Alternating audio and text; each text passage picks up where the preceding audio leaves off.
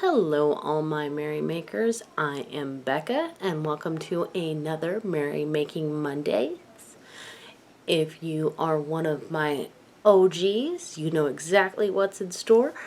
If you're brand new, I want to welcome you and want to urge you to consider subscribing.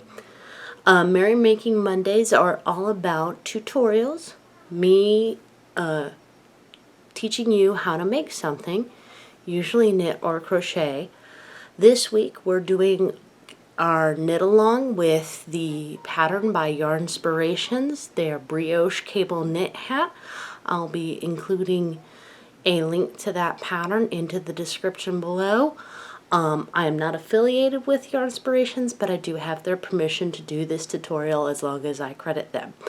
So without further ado, let's get started on rows 15, 16, 17, and 18.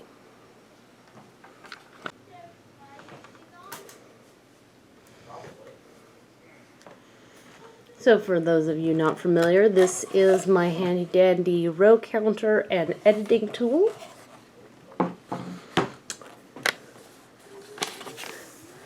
And here is an up-close inspection of the Yarnspirations pattern number in case you want to put that in your search bar instead of using the link that I have provided.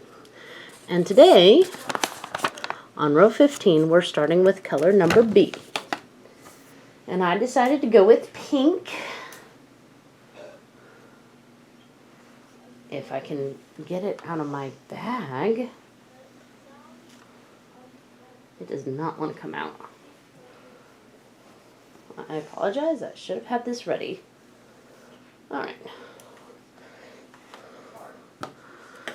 So just as a reminder, this pattern features the Yarnspirations Karen Pantone,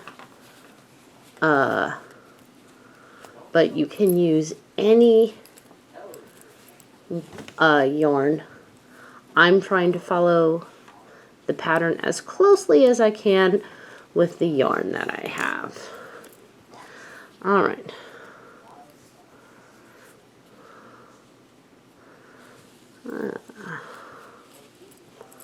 Alright.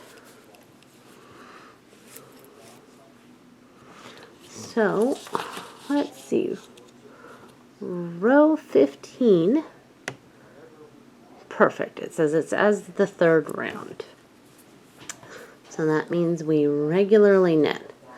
So I'm going to slip my stitch marker, which is my beginning of round marker. Then I'm going to grab my new contrasting color. And if you're not following the pattern exactly, I do recommend that you wait until a regular brioche knit row, which is what this is, to join your new color if you can. It just makes it that much easier. So remember, for a regular brioche, it says knit these two together, put the yarn in front, slip the next stitch purlwise, then knit next two together, and you're going to continue that all the way around.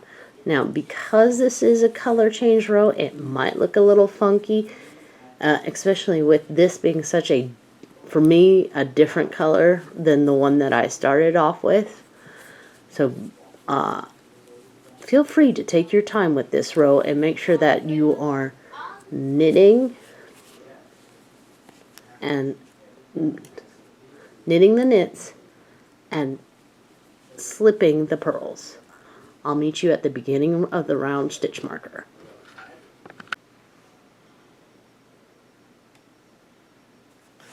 Before I even start to read the instructions for row 16, I'm going to go ahead and start doing my tally marks for color number B.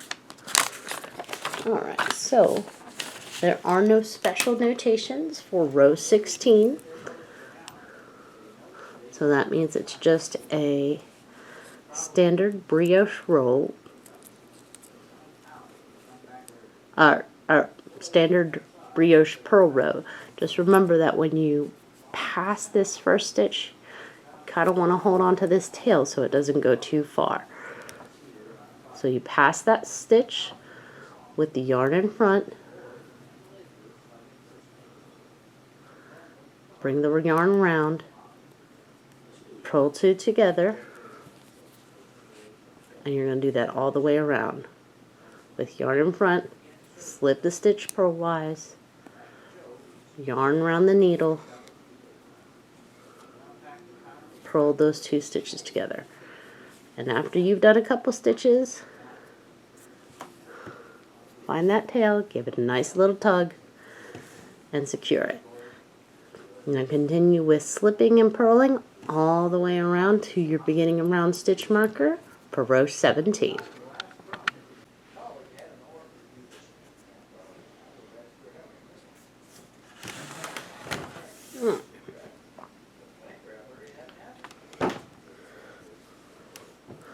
So row 17 starts with a knit two together. And again, when you knit this one, make sure you're holding on to the tail a little bit so that that pink doesn't, or whatever color you've chosen, doesn't slip down.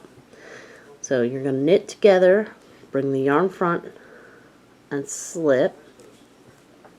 And you're going to do that 4 times. So that's 1, 2,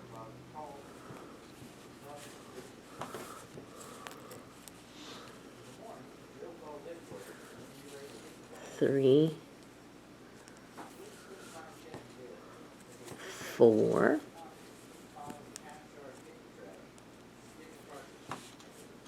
now we're going to do a brioche double decrease, which is moving these 3 stitches over to your right needle. You knit this next stitch, then those 3 stitches get moved over that stitch you just knit, and then the next stitch you slip with the yarn in front. After that, it reads knit 2 together, yarn over, knit 1 in the next 2 stitches. These are the 2 stitches it's talking about. Yarn front and slip the stitch, and that ends the repeat. And since that's a long repeat, I'm going to go over it again as soon as I tug on my end here. So knit 2 together, slip with the yarn in front 4 times. 1,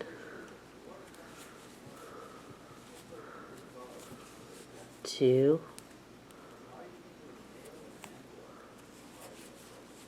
3, 4,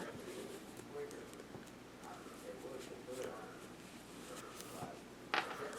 Then you follow up with a brioche double decrease, which is moving these 3 stitches over, knitting the next stitch, then bringing these 3 stitches back over that stitch you just knitted, yarn front, slip the stitch, then you knit 2 together, yarn over, and knit in those 2 stitches, and then bring the yarn front and slip. Feel free to take your time with this particular row since it has both of our interesting stitches in it. You're going to do that repeat a couple more times, well, more than a couple, and I'll meet you at the beginning of round stitch marker.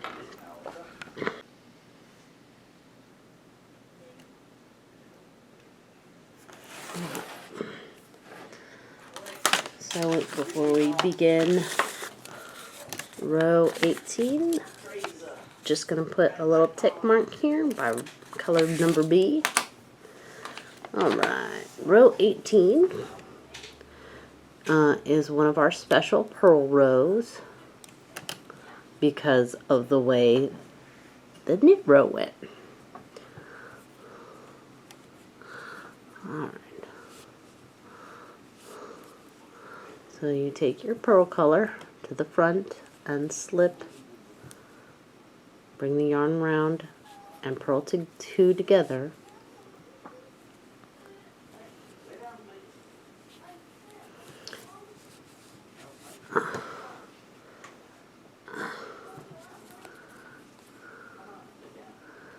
And you're just going to continue doing that, not all the way around, but until you get a cluster, back to that cluster of 3 stitches. Oh, come on.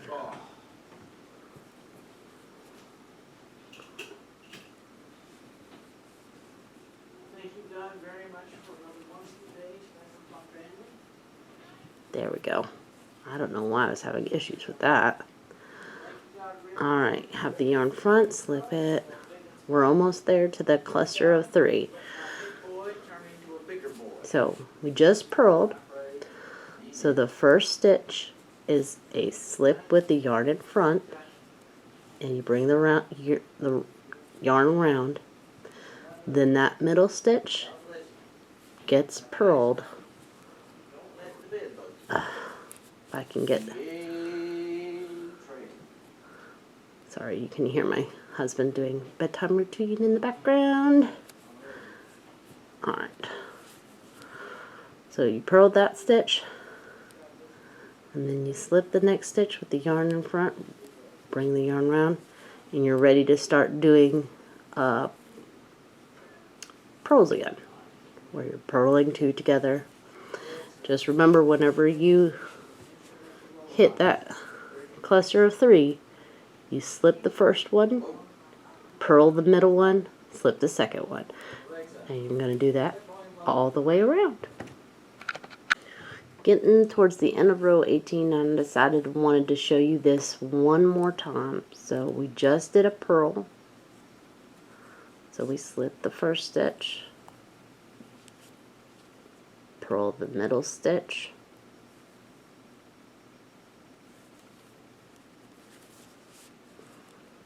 slip the next stitch, and then we should purl the last stitch of row 18.